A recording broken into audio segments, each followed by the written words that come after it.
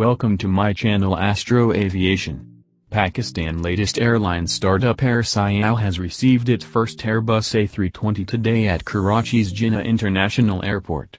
The aircraft is leased from Irish leasing giant AirCap.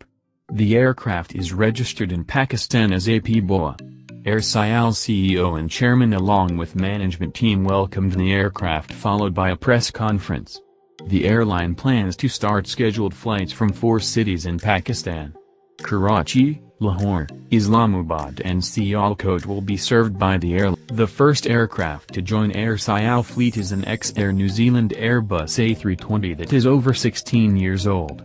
It was delivered to Air New Zealand in September 2004 while it took its first flight on July 13, 2004.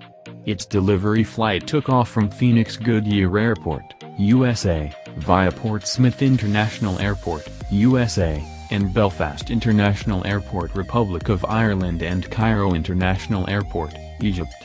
The airline now plans to start operation in December 2020 after several delays and deadlines have passed. The airline signed agreement for the acquisition of 3 Airbus A320 aircraft. On August 6, 2019, Air Sial Executive Board Chairman Fazl Jilani signed an agreement with AirCap representatives.